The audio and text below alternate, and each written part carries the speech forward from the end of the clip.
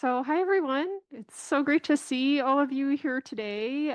We're so glad to have you, both those of you in the room and those who are joining from Zoom. And the title of today's event is Against Surveillance and Spectacle, Building Global Resistance to Tech-Mediated Oppression. So this is a roundtable conversation with Victoria Copeland, who's here on Zoom and waving at the moment, as well as Kim Fernandez and Shin Young. Megan Faraday and Wells Lucas Santo couldn't be here today, and they send their regrets. But we're so glad that you all could be here to think together with us in conversation here this afternoon. I'm Remy Yurgo, and I'll be facilitating today's conversation. No worries, we're getting for those who are online, we're having some fun time with echoes here in this space, which is kind of fun on a Tuesday afternoon. Awesome. Yeah, so I will be facilitating today's event, and in a moment we'll just talk about accessibility in the physical and virtual space that we're in. I was formerly a faculty member here at University of Michigan, but now I work at Carleton University in Ottawa. But it's nice to be back on a kind of scarily summer feeling day here in Michigan. As we offer some welcoming events or remarks for the event, we're going to have slides up in the background, visible both here in person, but also on Zoom. And the current slide in the background features the title of the event, as well as the logos for the Digital Studies Institute and the Disco Network. And as mentioned a moment ago, today's event is hybrid, which means that we have both speakers and attendees who are joining from Zoom, as well as folks who are joining in person here at the University of Michigan in Ann Arbor as well. For those of you specifically on Zoom for today's event, we have a few guidelines to help make sure everything is accessible. So first, if you have an access or technology-related concern or question, you can send a message using the chat, and an event staff member will respond to you. And if you have a question, something you'd like to engage in conversation with one of today's panelists, we'd ask for those of you on Zoom to please put that question in the Q&A feature, and as time allows, we'll turn to those questions. The other thing I'll note is that the event today will be recorded, and eventually a recording will be made available on the Disco Network YouTube channel. And then I will, as well as some of the event staff, occasionally work to revoice any comments or questions from our speaker who is on Zoom, as well as questions or comments from those who are attending on Zoom. So with that, we also wanted to begin today's session with a land acknowledgement. The University of Michigan is built on the ancestral, traditional, and contemporary lands of the Anishinaabe, the Council of the Three Fires, the Odawa, Ojibwe, and Potawatomi, as well as the Wyandot. And today we benefit from access to land and to resources originally gained through a coercive treaty that was supposed to ensure reciprocity, mutual respect, and access to education. And disability justice necessarily includes dismantling settler colonialism and white supremacy. It means dismantling the racist and the ableist beliefs that the white settler body mind is the most capable and value. As we're also attending to access and the space that we're in, we wanted to encourage folks to come to today's session as you are, and to feel free to enter or exit the space as you need to. And you can access closed captioning for those of you who are on Zoom by clicking the CC button, and this is real-time CART-provided captioning.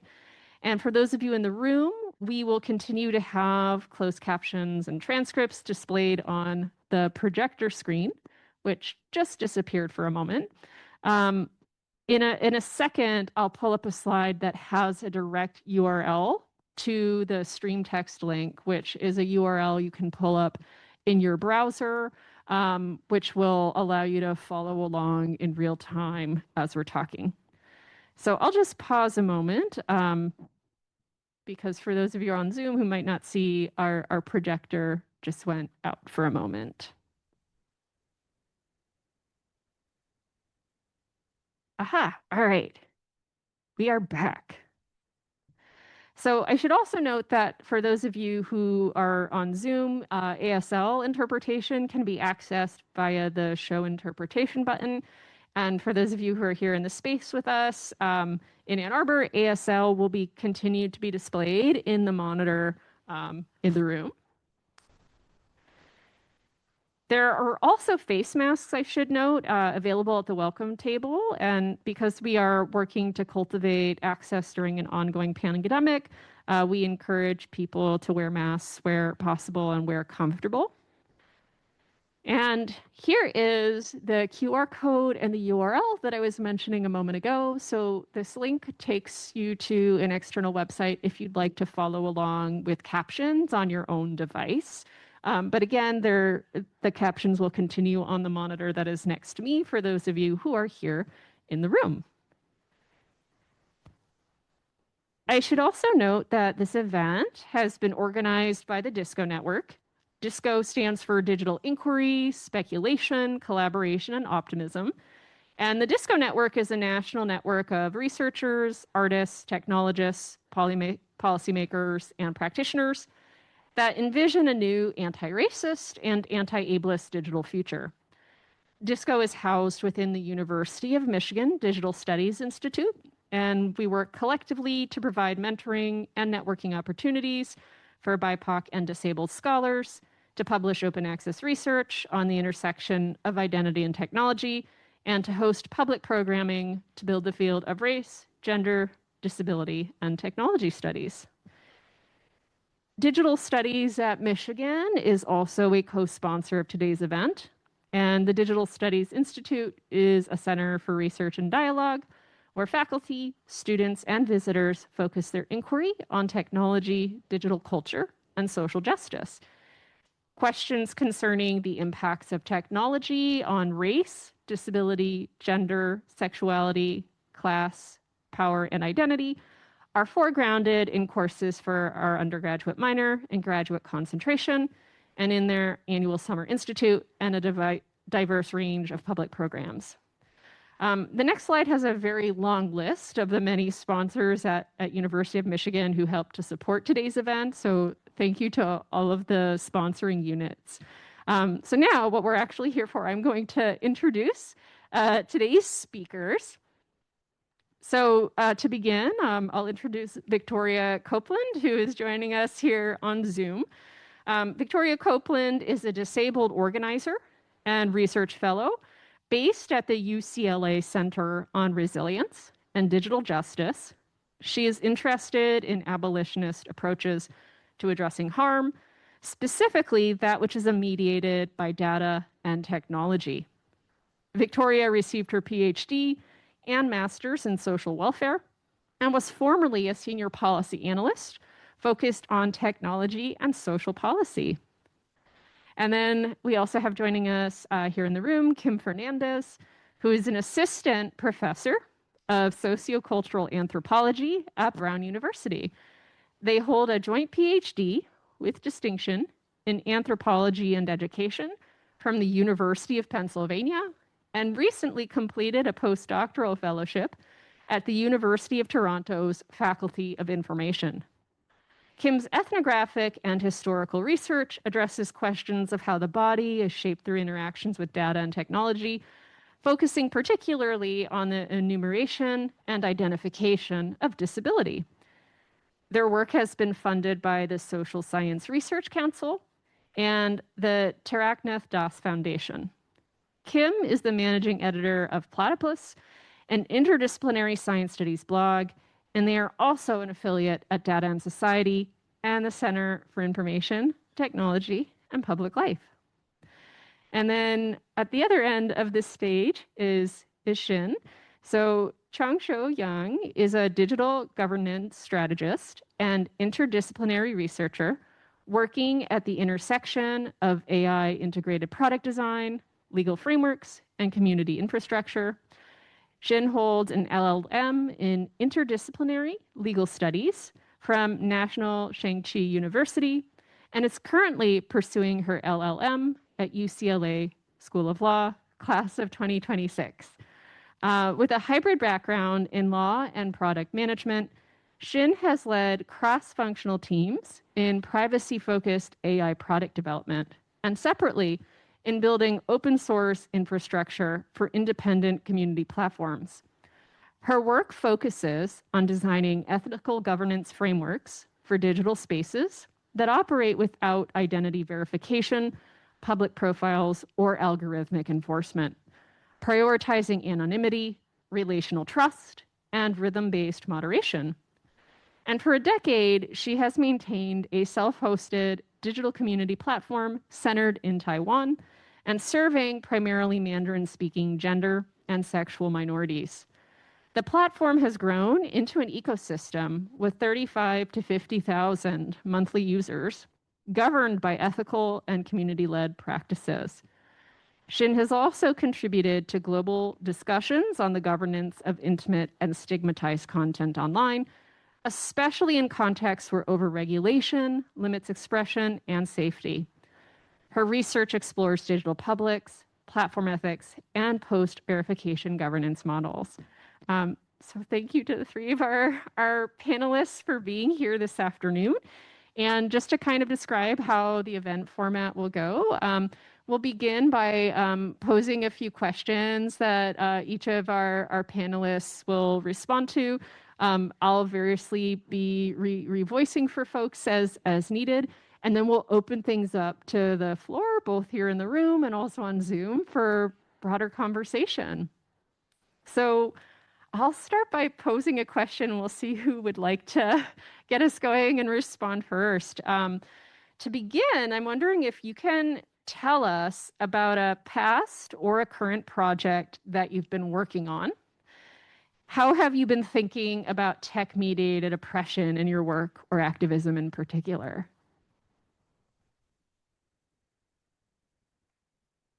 Hi, everyone. I'm Shane. I think I should introduce myself a little bit more, even though that's already a lot. I'm a platform governance practitioner and former AI product manager. I already quit my job. I'm working at the intersection of digital rights, community infrastructure, and marginalized online communities in Taiwan. For the past decade, I have maintained an independent, self-hosted online community space built for sexual minorities who face social stigma and highlighting digital vulnerability. So my work is around the specific design question. How do you create trust and mutual accountability in an online space without relying on identity verification, aggressive data collection, or algorithmic amplification? So what supports me is not scale or visibility. That's say I trade visibility and speed and scale with dignity and unseen. So that means it's durability. Sustained by watching people learn how to speak carefully, how to repair conflict, how to stay present without being overexposed. I'm sustained by the quiet evidence that governance design can actually reduce harm without turning people into data points. Also, hello, everyone. I am very excited to be in conversation with all of you today.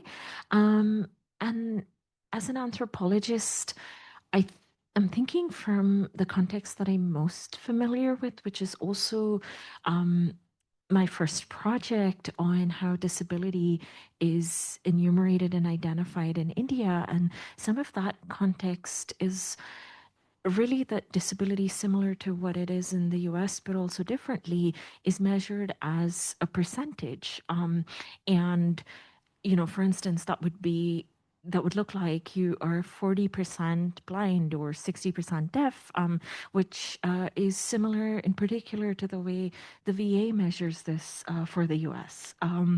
And for my work, for my first book manuscript, particularly, I've been thinking about this process of measuring disability, which usually used to translate into a paper-based disability certificate, and now is intended to be reflected in the form of a digital disability ID. So part of what I'm thinking about is what changes when technologies of quantification change, and kind of what we hold on to in the transition between, for instance, the paper-based to the digital, but also what becomes harder or what's closed off. And from my own work, I'm thinking about how the site of the clinic as a place of diagnosis is really kind of the first space that people have to negotiate the way they're seen by the state and by medical bureaucrats. So, you know, the opportunity to, for instance, be in conversation with a doctor to negotiate your disability diagnosis is something that was really widespread during the paper-based disability certificate, and something that at several different points has been debated as a thing that can be digitized. And with the communities that I've been in conversation with across several years of fieldwork, concerns about digitizing disability data are also concerns about what it then means for disabled people and communities, and in particular, whether they're going to have the chance to negotiate something as crucial as a disability percentage to speak back in terms of how it's shaped, or if they're just going to be handed a diagnosis that follows them, that they inhabit, and that they kind of really have to stick to for a range of other bureaucratic reasons, including being able to access government benefits, transport concessions, higher education, and similar. So I think quite a lot about what it means for technology to shape how we think about disability and disability data outside of global north contexts. And this work that I've done in India, I think, is one example and an entry point into your question, Remy. Awesome. And this is Remy speaking again. I'm going to read a narrative on behalf of Victoria. And Victoria, if at any point you'd like to say more or type more, go for it. We're monitoring the Zoom chat. So again, this is from Victoria. My work has revolved around how technologies are directly impacting community members as it relates to interpersonal harm and violence. I've been really interested in how the state and our governments take up technologies and market them as a fix to deep relational and institutional issues that are driven by racial capitalism, eugenics, ableism, and what Beatrice Elder Bolton and Artie Virkant call extractive abandonment, which is related to what Ruth Wilson Gilmore calls organized abandonment. And I find that the use of technology by the state and our governments as a response to harm and violence can be really insidious. For example, one of the things I worked on in graduate school was how technologies and data broadly were used to surveil and criminalize Black and Latine families in Skid Row of Los Angeles. And what we found is that the tools being used by the LA County Child Abuse Reporting Hotline, as well as by investigative caseworkers in the department, were being marketed as a quote unquote preventative mechanism for child abuse and neglect. Yet, what I heard on the ground from community members themselves were that these types of surveillance mechanisms and processes, even historically, were used to funnel certain communities, largely Black and other racially minoritized low-income disabled people, into the system. And so when we talk about tech-mediated oppression, it's not just that many of these tools are reliant on underpaid, low-wage, sometimes violent labor across the globe, but that these tools are also being marketed as a fix to problems that are much deeper than what an LLM developer could ever realistically offer up as a solution. So I've been really thinking about how we disrupt this notion of AI as a fix to issues that are created by the state and oppressive ideologies. How do we get people to really grapple with the root of violence and to care about these issues? And generally, how do we not give in to the AI hype that's been recently really fueling tech-mediated oppression? Okay, I'm gonna now, this is Remy putting my Remy hat back on. I'm going to turn us to another question for our panelists. And there's a little bit of a lead up to this question just based on the conversations that everybody involved on the panel has had with each other previously. So in our past conversations with each other as a group, we've talked about the relationships we observe between automation, surveillance, and precarity. And at the local level, data centers are encroaching on communities, polluting the environment, and creating yet more precarity for those who are already precarious. And this is a pressing issue right now in southeastern Michigan. University of Michigan is partnering with Los Alamos National Laboratory of atomic bomb fame to force the construction of a data center in the neighboring town of Ypsilanti. So whether we're thinking about environmental racism, data centers, facial recognition tech, disability registries, ICE accessing ring cameras, states generating lists of trans people from DMV records, or in any other kind of institutional tracking, this is a situation where the list is unfortunately potentially endless. The question for you all after that rambling lead up is, what tactics for resistance might we use, especially in communities that are subject to increased surveillance?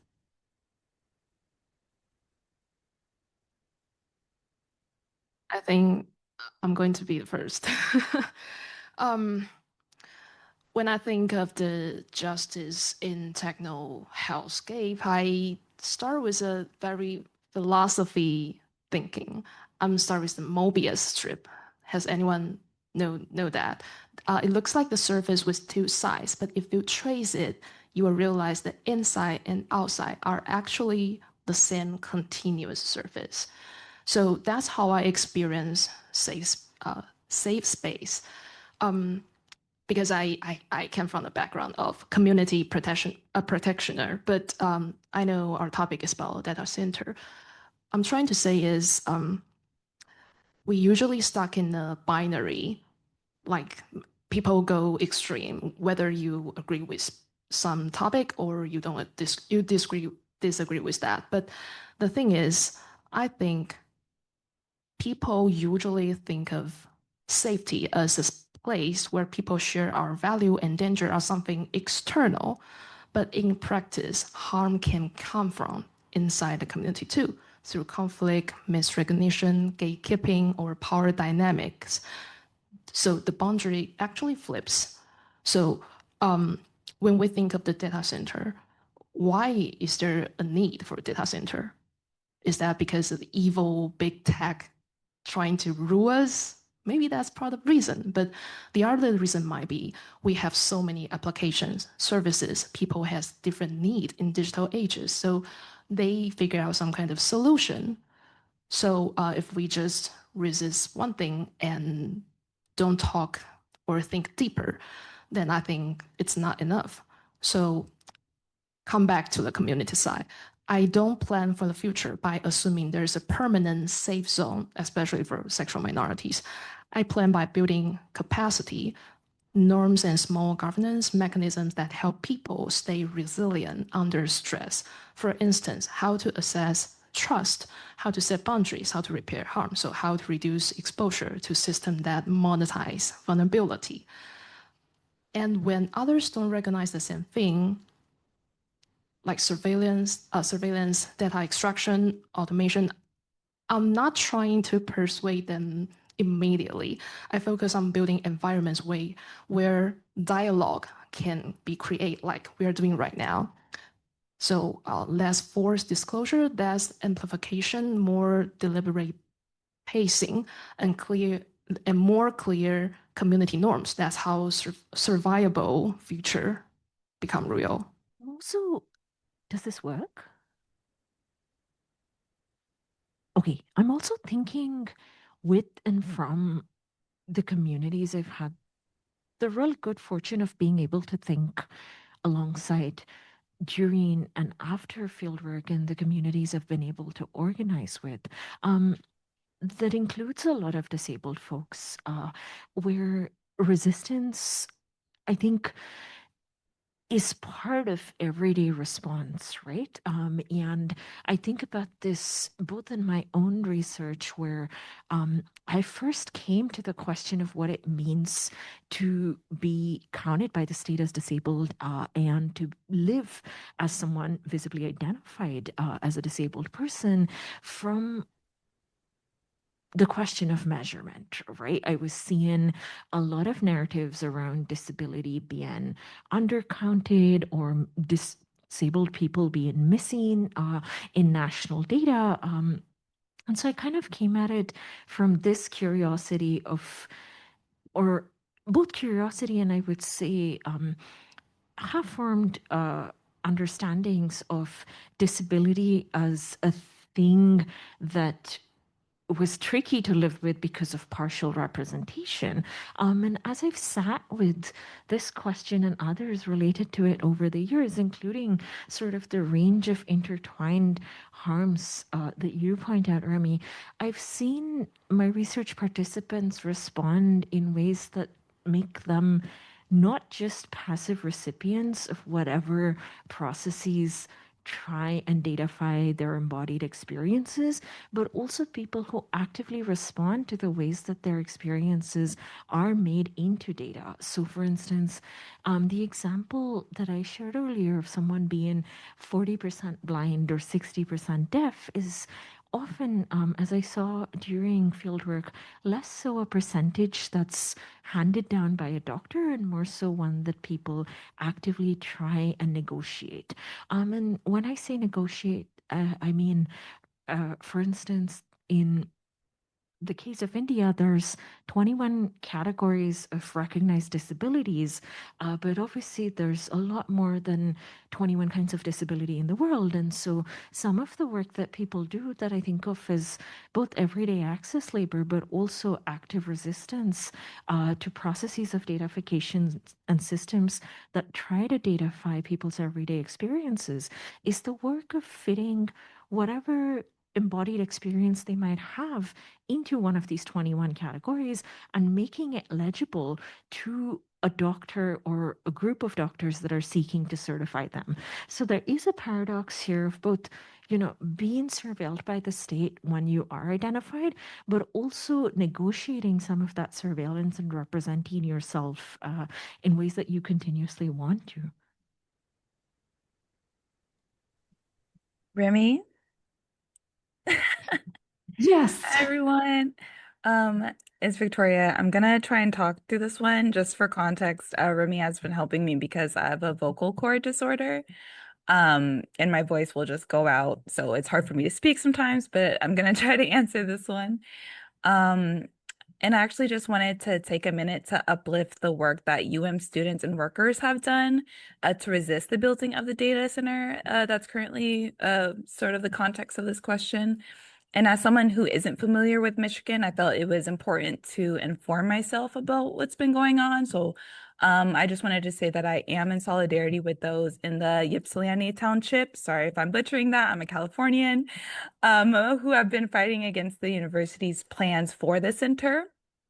Um, I don't understand their concern. That's what Chris Kolb said in an interview with the Michigan Daily.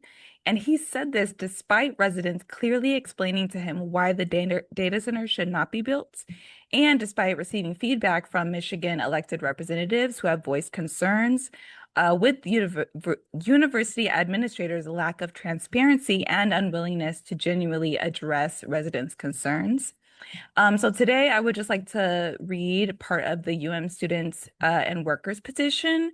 It's much longer than this, but I just wanted to sort of uplift what they've already done. So it's to President Grasso, the Board of Regents, Vice President for Information Technology, Ravi Pince. Again, so sorry if I'm saying these names wrong. Vice President for Government Relations, Chris Kolb, and Chief Financial Officer, Bobby Hewlett.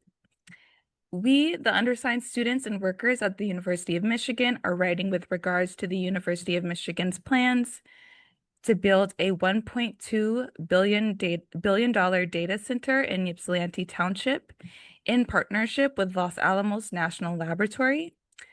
While the facility will be primarily used by LA&L, is funding the vast majority of the project, contributing an absurd amount, 830 million, if I'm reading that correctly, or billion.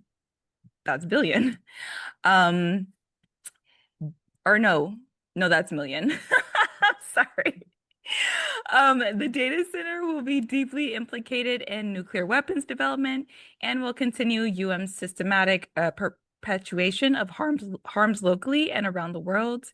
We oppose the data center and demand the UM immediately end this project and their partnerships with LA&L for the following reasons. 1, environmental harms, 2, local dispossession, and 3, military affiliation. We make these demands because we, the workers, students, faculty, and staff, make this university the quote-unquote world-class institution it boasts to be, not only promoting excellence in research, but also making this a university that truly serves the public. We see it as our responsibility to act in solidarity with community members to define the future of this institution and make this institution a truly public university. We believe it is within our power to make these changes, as the community movement has already shown, driven by thousands of members of the Ypsilanti Township community, the Ypsilanti Township Board, and the Ypsilanti City Council have each voiced opposition to the project, and the community movement has already succeeded in pushing back the timeline of the project by 2 full years. With inspiration and in solidarity, workers and students demand an immediate and permanent end to the project. And that's just a little snippet from the petition. And again, I just think it's really important that we continue to lift up these demands and needs of those being impacted by this data center project. This is something that people in California have been fighting for as well. That's currently where I'm at. And so, yeah, I just wanted to uplift that, and thank you for giving me space to do that.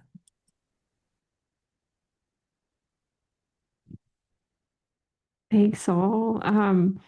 This next question, I think, builds off of where everyone was just leaving off with the prior question.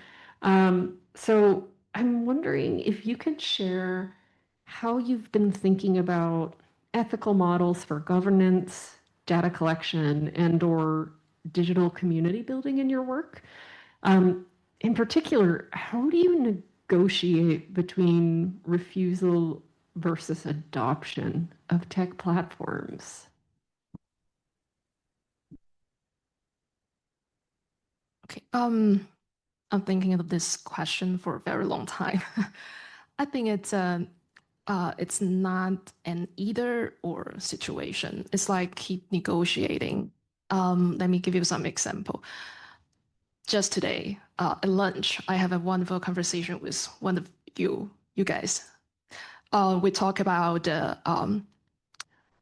international students' capacity of living in full English environment. I came from Taiwan. So the thing is, I hope everywhere has automatically captioned so I can realize what people are talking about. Sometimes when you guys are talking about jokes, I cannot actually keep up 100% because not because I'm stupid, just because I need you guys to speak slower. So sometimes I just don't recognize the vocabulary. I'm sorry. So I need AI or technology to help me with this. For example, today we have the caption to help me with it. So I think most of us cannot completely opt out from any kind of technology. If anyone here has no accounts, like no email, no Google, no messaging apps, no social media, no professional profile on LinkedIn, I think you are a mythical creature here. So For the rest of us, the question becomes what costs are we paying and what purpose are they serving? These costs include visibility, data trails, dependence, and psychological bandwidth.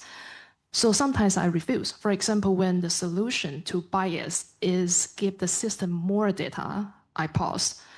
This often means asking marginalized people to become more legible to an exploitative machine. Refusal can be ethical, but when participation increase risk. So sometimes, however, I adapt strategically. I may use a mainstream platform to build my professional credibility to serve my purpose. But even if you don't like it, because there aren't many alternatives, however, I treat this adaptation as a controlled exposure decision rather than a consent to the entire ecosystem. I mean, the experience should be shared. Like, for example, you guys know I operate and maintain a sexual minority community, but I don't really brag about it. Like, oh, I'm a founder of the sexual minority community on my LinkedIn because it's like a trade-off. Less visibility, more safety, but there's always trade-off. I'm not saying my choice is the best. I'm saying we need different choices to be seen. I think the mainstream platform, especially social media, are trying to make something default, like everybody should be seen on their platform. If you are not using their platform, then you might as well not exist at all. I personally hate this. So I did pay my trade-off. I also wanted to add to that conversation about risks and trade-off because of an earlier conversation from today that Remy and I were having with Giselle, where I've been thinking as well about what refusal versus adoption looks like outside of global north context, and how it often isn't simply a question of opting in versus opting out. For instance, again, thinking from my own first project, I find that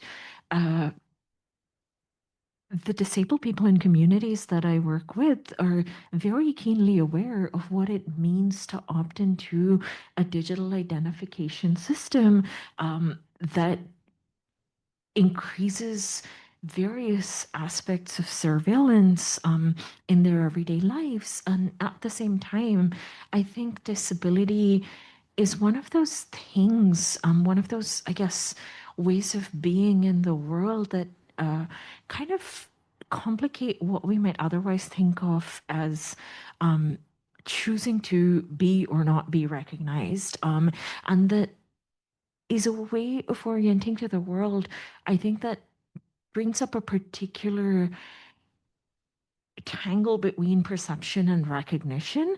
And I think of this also because often, from what I've known in my own research, there's less of a choice, or it is less of a choice to opt in, but that there are ways that one might opt in while also continuing to minimize harms or choosing parts where one might opt out. And this is more a half-formed thought than a full answer. But as I continue to think between refusal and adoption, I am also thinking about where visibility might feature and how we typically conceptualize options around visibility and making oneself visible that disabled communities frequently don't have in the same ways. This is Remy speaking again. Victoria, I can go ahead and read? Awesome. Okay, so I'm reading on behalf of Victoria. So this is Victoria's narrative. This has been a really difficult topic for me as a disabled person who relies on various forms of technology and online access to meet my needs, whether that's physically, mentally, or socially. I often see discourse that really directs blame onto individual disabled people for using certain technologies that provide them support in lieu of access to quality care from medical providers or other forms of relational support.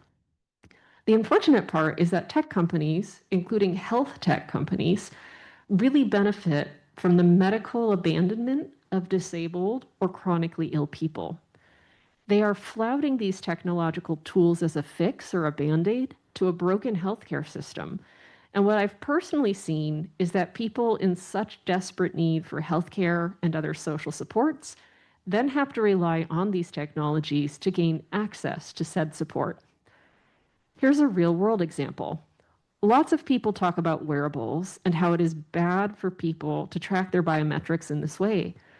But what is often missing from this discussion is one, how evidence-based medical care operates in the US, where people with disabilities or illnesses that are poorly understood or those who are otherwise marginalized have to prove the severity or the existence of their illness through rigorous self-record keeping. The medical system necessitates self-surveillance because most healthcare providers rely on proof or what can be seen. Moreover, the ethos underlying westernized medical care is tied to really terrible ideas about the body and its capacity for labor. We must track everything because so often it is our word against theirs, even though we live in our own bodies. Second, what is missing from these discussions is how many medical trials nowadays often rely on wearables as a form of accessibility to include more people who have to remain in their homes. So I get a bit defensive seeing the rhetoric that tears down disabled people when really so many of these issues are upstream.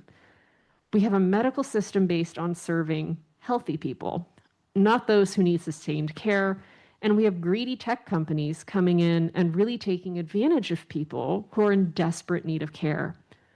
For me, it's really important that we keep in mind that there are people who navigate completely different realities than us, and that forms of refusal may look very different for those who don't necessarily always have the option to just opt out.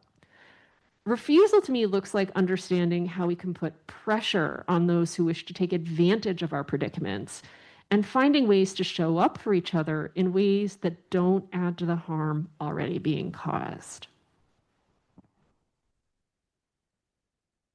So this is Remy speaking again, turning back to moderation hat.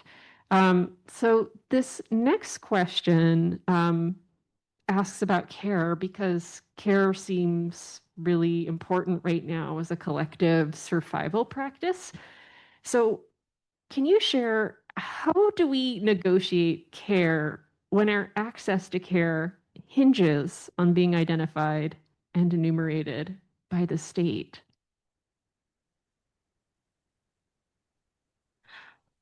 I think at scale, systems prioritize efficiency.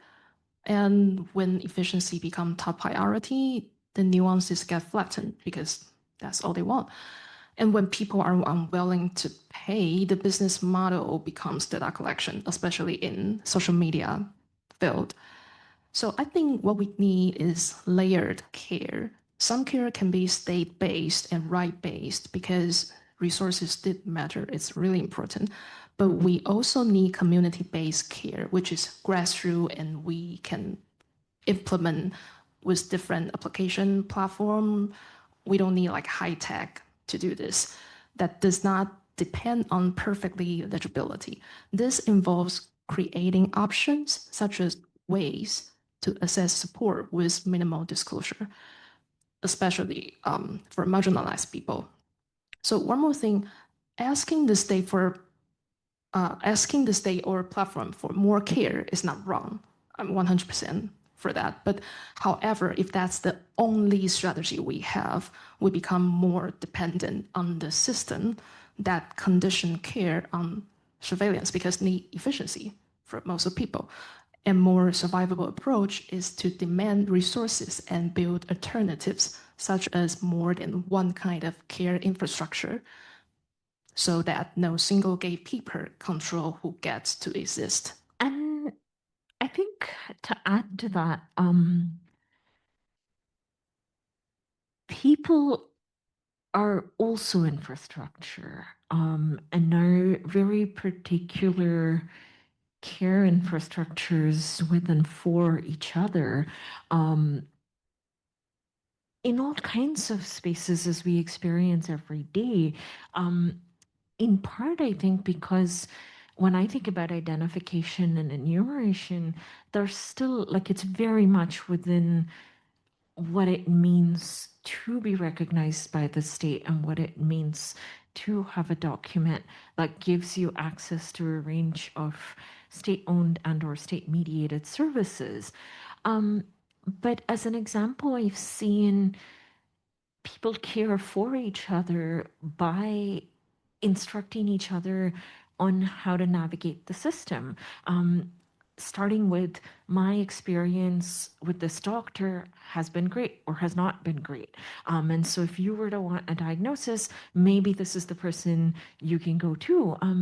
And here I'm building on a very, very long tradition and a rich tradition of work done by folks in disability studies and geography, in anthropology, among other disciplines,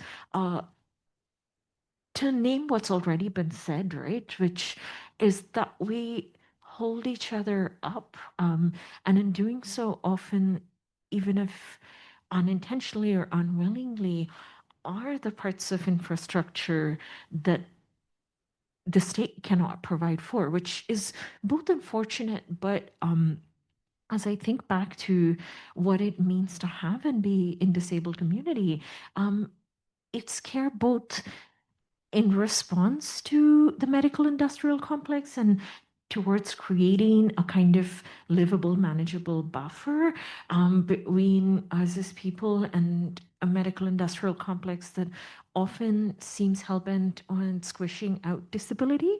And it's care with the acknowledgement that we still do need to survive, as Victoria just pointed out, within the confines of this complex, that legibility is a choice for people often, but may not be for us. And so some of this care is towards acknowledging what it is to survive, and to make more habitable worlds with and for each other. I'm just going off mute to say I have nothing more to add. That was really brilliantly said by Shin and Kim. So thank you so much for that.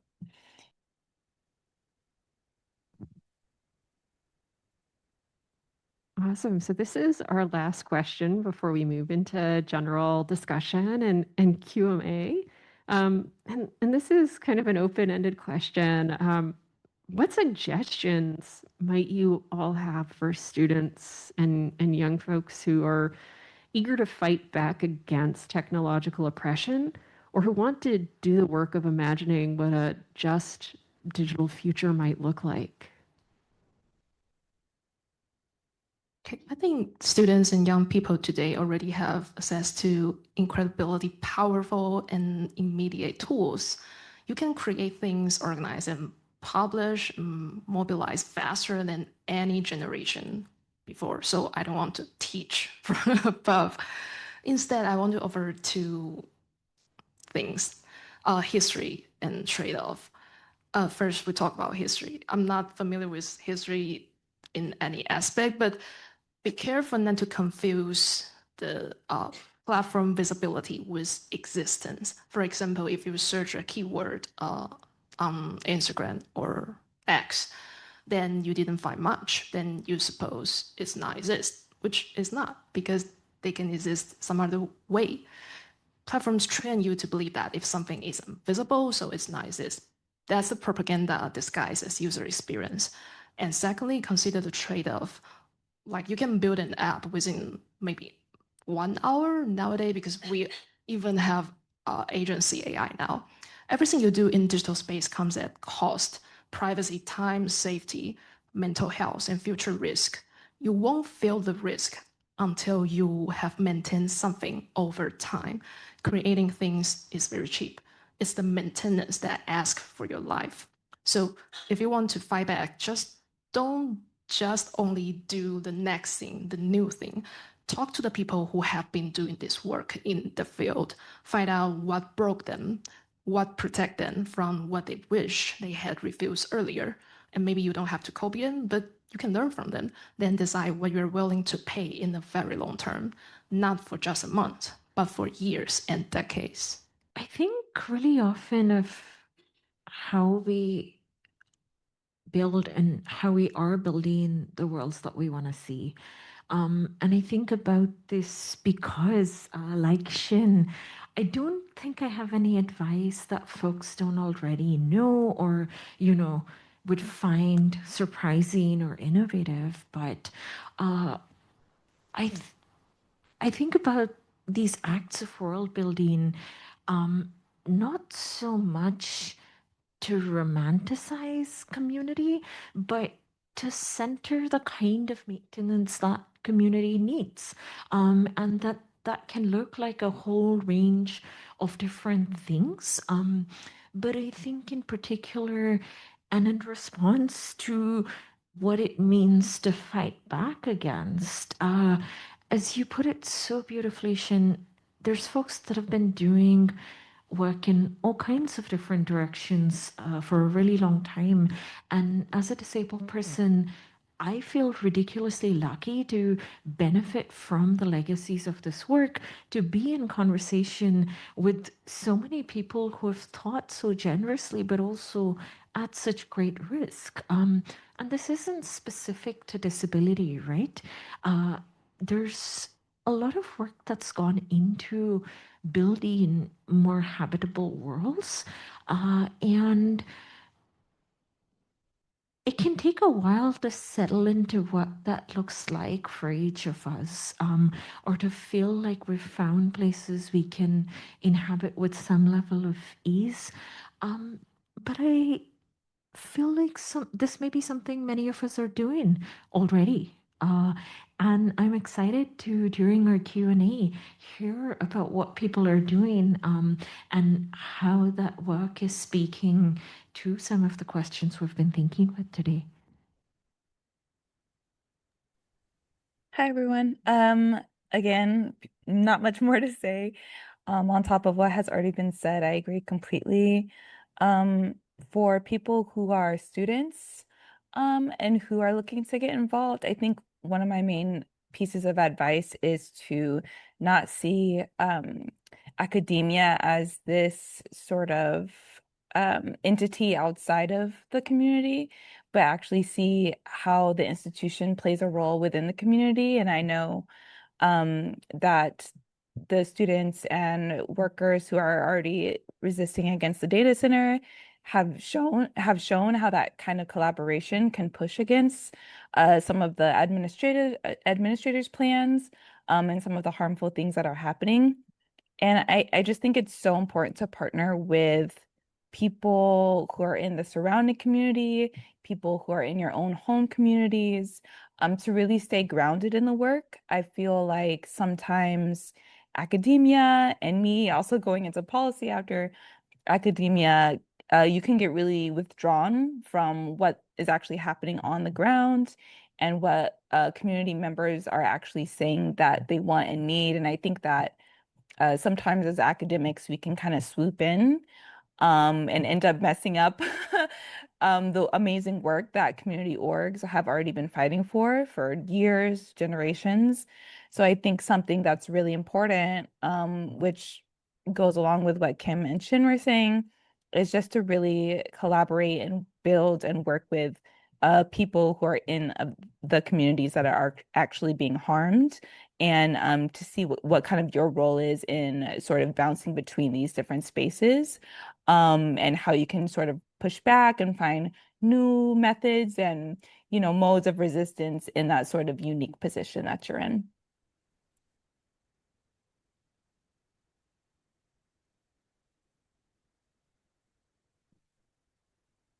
Yeah, I'm wondering if we might give a short round of applause for our panelists so far.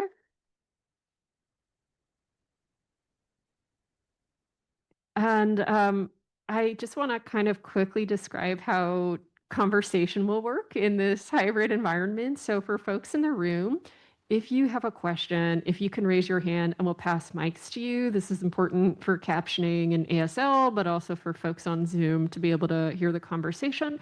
And then for folks on Zoom, if you can type your questions into the Q&A feature, someone from the Disco event staff will log your question, and we're hoping we'll get a chance to get to everyone.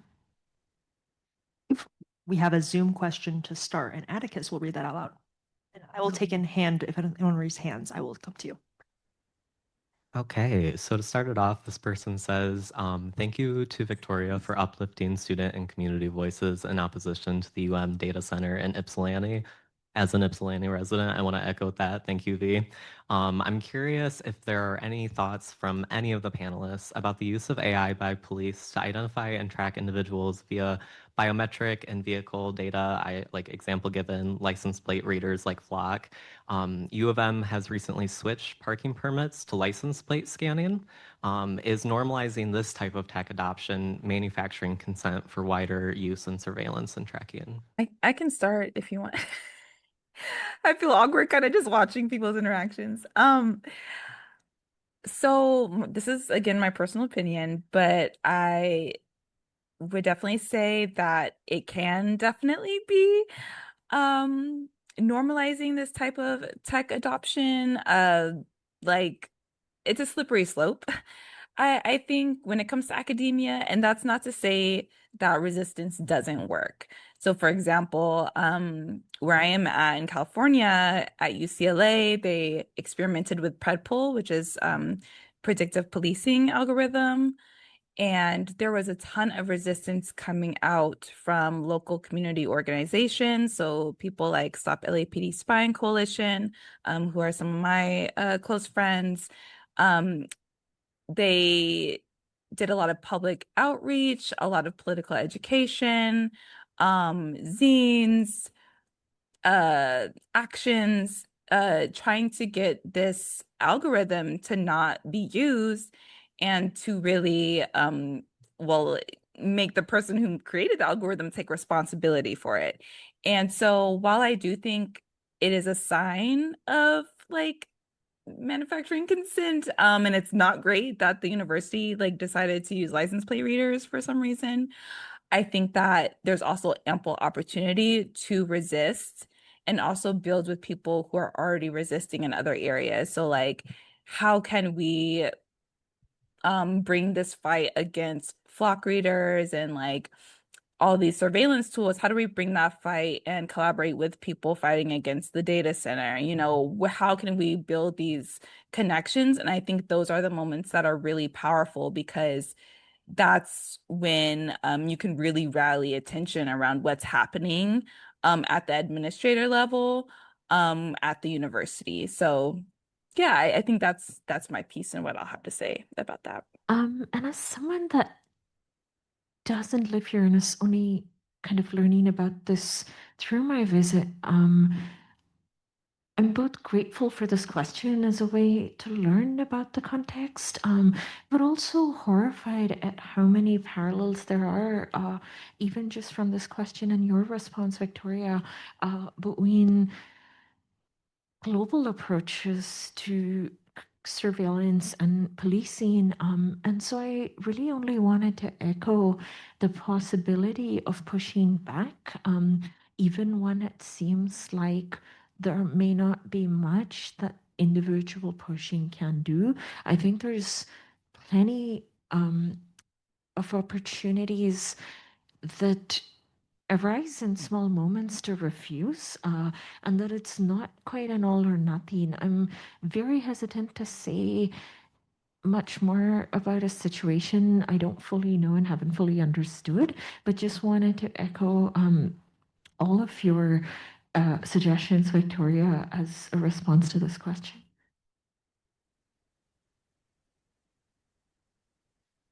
For this question, I think the surveillance and policing is very, very scary right now, especially for international students and marginalized people. I think that's because the system separate people into troublemaker or trouble and valuable. So either you prove yourself as a valuable person or you are trouble. And AI and technology become a very efficient tool to do that. The one way is to reject those technology, but we both know like 100% rejected is not really realistic. But I think maybe more about how about we create more gray space that democracy can grow. For example, how do democracy grows? It's not AI decide for us.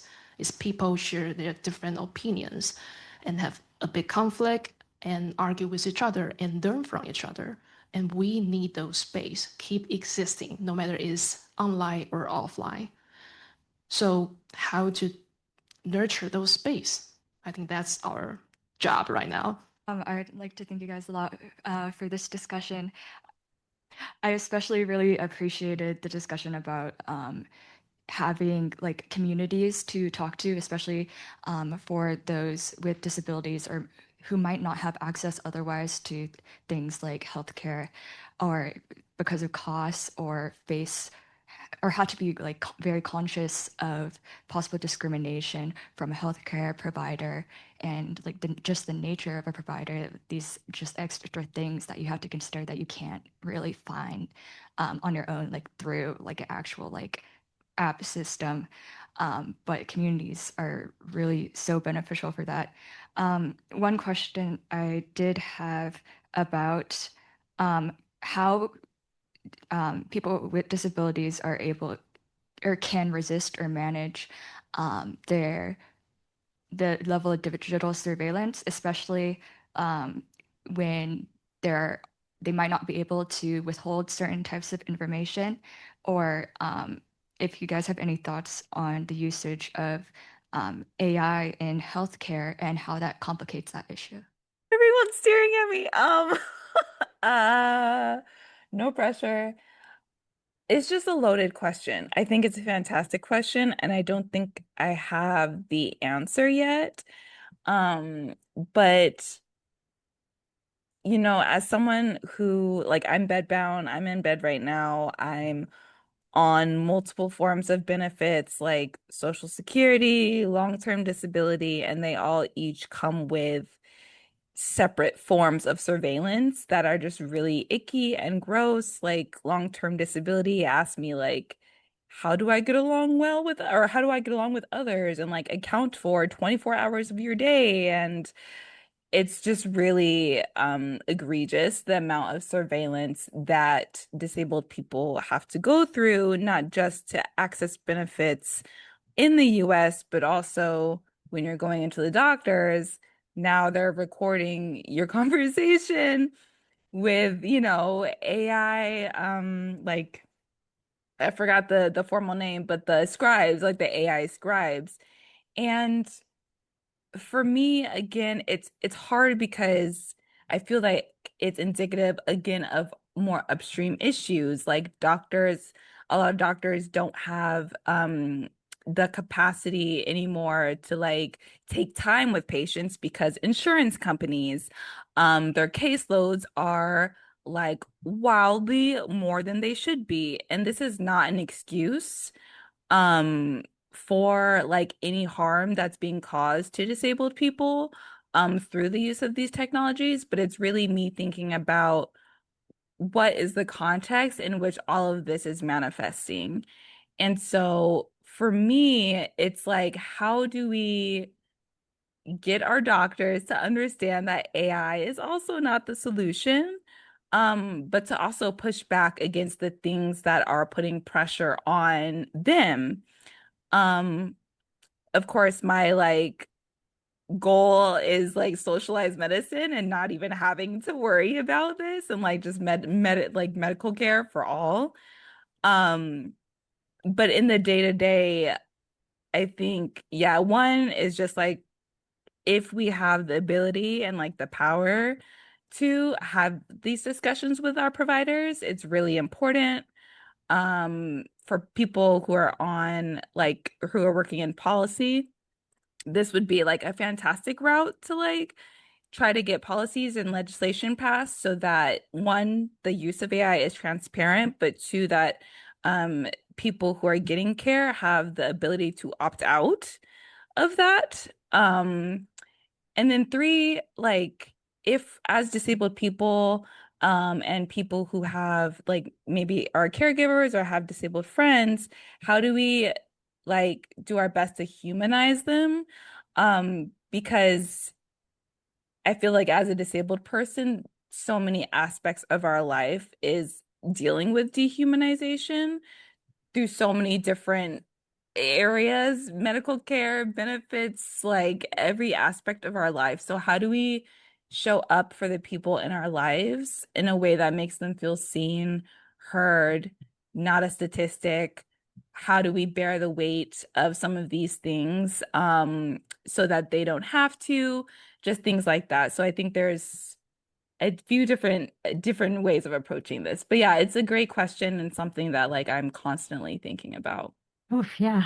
I'll just add to that to say, as someone that's not a medical professional, or even like someone that's never been trained as one, never aspired to be one, I don't think I can understand in any kind of embodied fashion what it's like to have those kinds of pressures to see more patients or other things that capitalism brings to bear, right?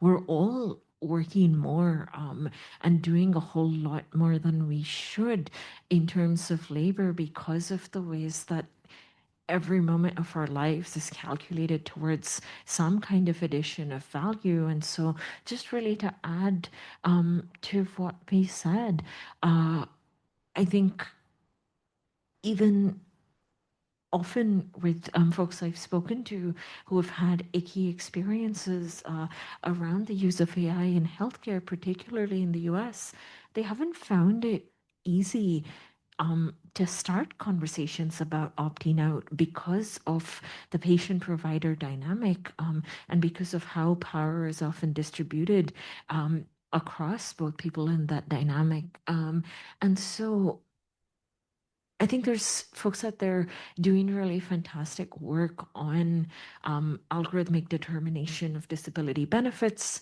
and some of those harms. But I also think some of this work leads us back really to what you were pointing to, Victoria, right? That if care cannot be received or experienced in the ways that we want in a clinical setting, maybe care is still something that we are able to provide for each other to affirm each other's experiences while recognizing that there's specific things we still do need to do to be legible. Yeah. Okay, I'll try to add to that. You mentioned about every moment in our life being calculated into some resources of the value. I want to echo to that. I had a conversation before we talk about, I was asked about the question, what do you think is the more efficient way to use AI? And I answered, please define efficient for me. Who define efficient? And what decides efficiency is the most important thing in every scenario. For example, from my former AI product manager background, we have to decide product metrics, especially the North Star metrics, because it's profit oriented, like always. But if that's community oriented product or platform, what metrics would that be? I think we can have a very wonderful conversation with all you guys about this. All right, we're going to have another Zoom question right now, but for the in-person audience, if you guys have a question and raise your hand, I will come to you with a mic. Perfect. Hello. Okay. So this is a two-part question. I'm kind of cheating and doing two really good questions in one. So one is, do you foresee a need for tech practitioners to adopt skills beyond technicality or hard skills? And if so, what are those skills and knowledges that you foresee needing relating to surveillance and working with marginalized communities? And then the follow-up specifically for junior researchers who are facing really harsh funding trends right now, a large portion of which is for tech that could bring about other future tech oppressions. How do you see people navigating that trend in academia too? Okay, I'll just answer. That's a very hard question, but wonderful question. I'm affiliated with the ITLP in UCLA, and we have the similar conversation just recently. We were talking about the term AI safety, and this term is kind of being hijacked by some of the company, and they provide fundings for the junior researchers and absorb them into the system. But the narratives are always serving the big tech. It's like, oh, this whole structure is actually good. You just help us to fix the hole. So honestly, I don't have a good answer for this one. The first one question is, I think, is what should tech practitioners adapt skills beyond technology, right? I think just talk to the community and think deeper beyond the numbers and try to accept chaos and messy is the way we grow possibility. Maybe took some humanity class, I don't know, philosophy, but that really helps sometimes. Okay. Do you want to answer for the second one? I agree. I think these are both really good and hard questions, and in that, like, not just that there's no easy answer, but that there's no answer that's kind of one size fits all. And I say this because, particularly with, for instance, the funding landscape, and what it's like to be a junior researcher looking for things right now, depending on where you are in your career, it can be that the job market is really hard, and you also need to think of what it means to quite literally materially survive. And I don't want to build out this whole scenario, right? But I find it hard to, I think, answer more specifically without knowing kind of other parameters and context that you would work through, and that, you know, we'd like to work through with you. But I know that several people are navigating these questions, and that they that I don't think anyone else has easy answers either, but that there's lots of answers to be found in community. For instance, one of the communities that I've really enjoyed thinking with is a small mailing list, or well, small's probably doing it a disservice, but it's the labor tech community where there are tech practitioners, among other folks, having conversations about what it means to engage in listening to communities, on to design differently, better, more ethically. And I think that there's lots of spaces for cross-disciplinary conversations that can build skills that are useful to all of us as we imagine what kinds of worlds we would like to inhabit. But that it might sometimes and very realistically take a while to find these spaces. Yeah, I'll chime in. Again, an impossible question to answer adequately, but I think this is also, and again, like Shen said, this is something we just talked about too, I think like last week at UCLA, but like the landscape of philanthropy is really tough right now as well. And it's like, how do we get these philanthropic organizations to take a more critical stance on AI. And again, if that's like in your pure view of something that you're able to do, I think those conversations are really important to have with funders, because there are so few now, and they're all trying to fund all of us. So it's really tough. And I also think that another route is through like county or state funding mechanisms, again, which has its trade-offs depending on where you are and sort of what work you do.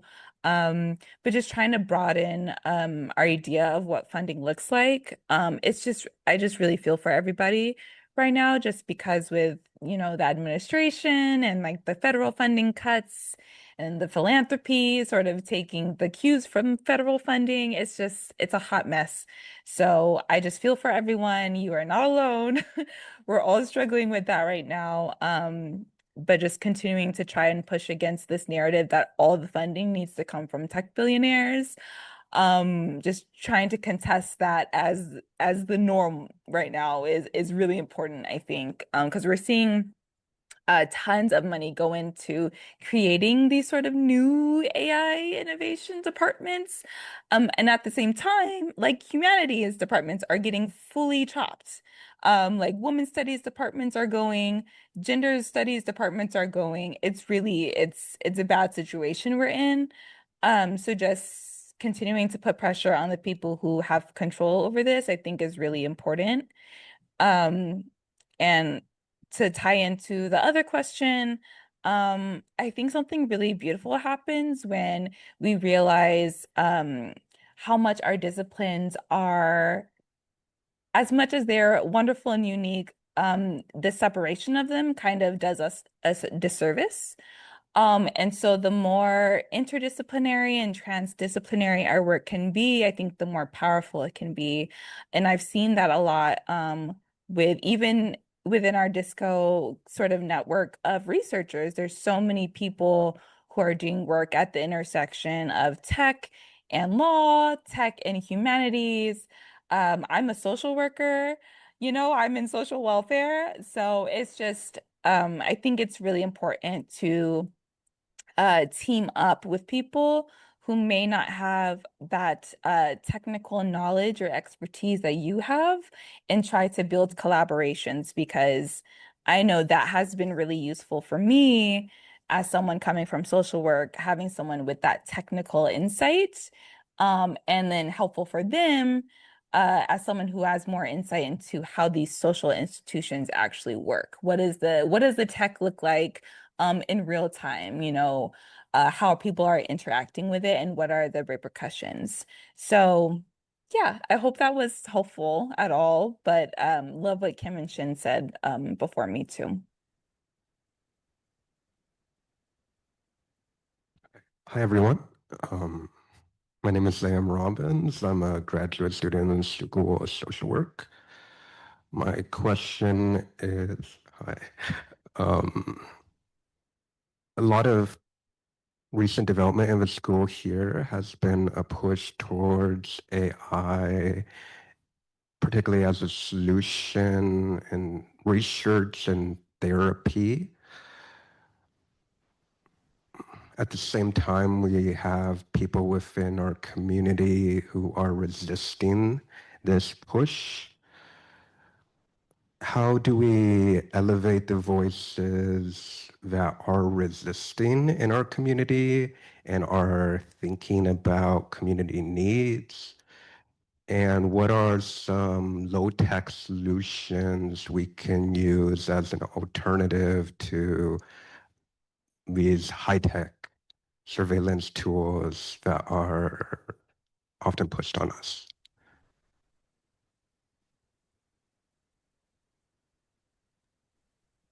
I can go first. It's nice to see another social worker.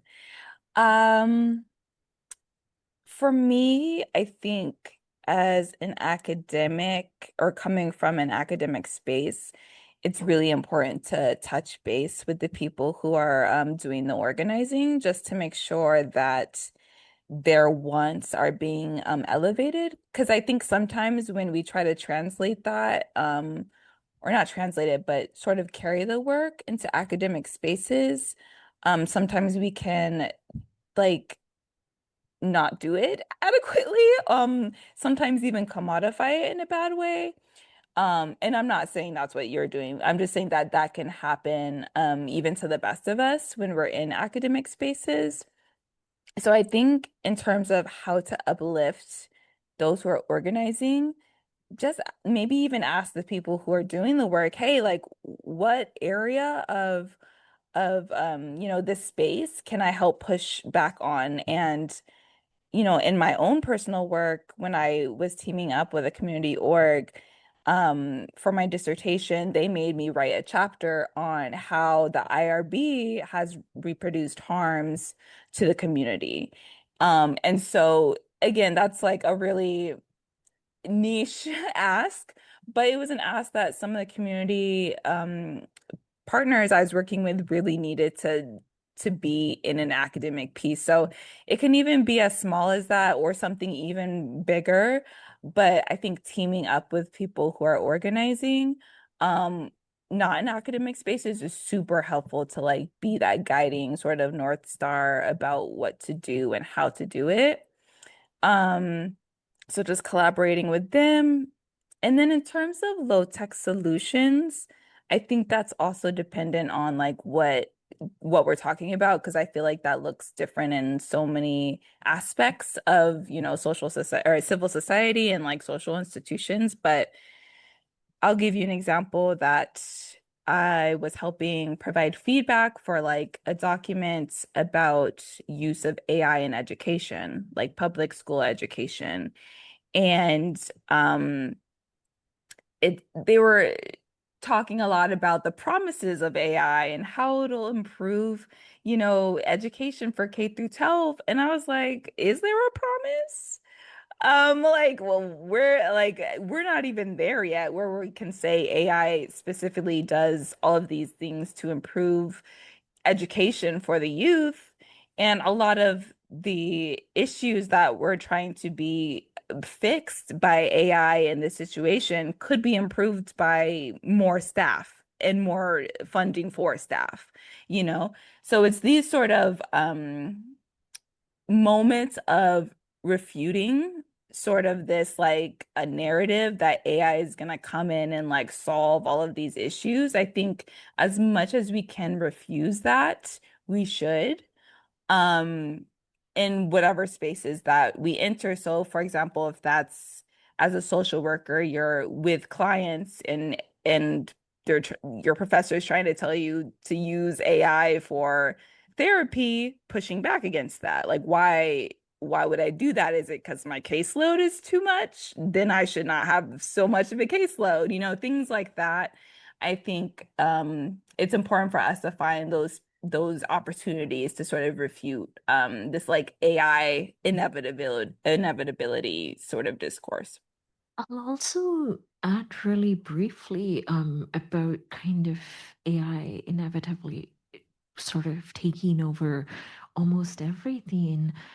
Uh, is that it can sometimes be awkward and weird to burst people's bubbles. But building on what Victoria said, it's just as important to be able to do so, even if quietly, right? I'm fortunate in that I'm not usually surrounded by people that are really gung ho about what AI can do. But that I wish I had like the link off the top of my head.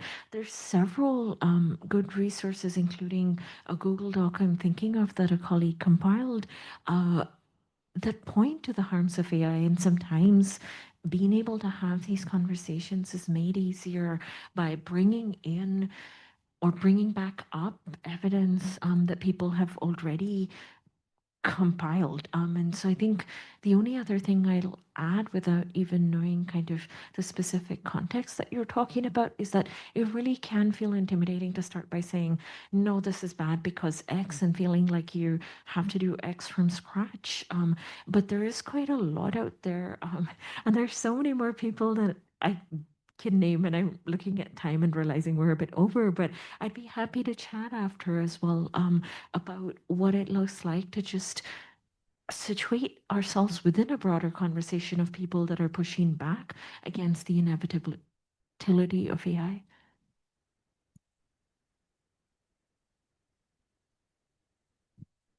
I think, Shin, if you have like a 30-second, or it's up to you if you want to share anything.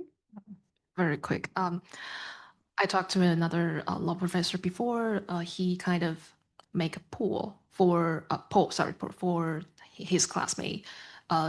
He shows the evidence of AI and technology and using laptop can actually harm you. So and he let everybody vote for that.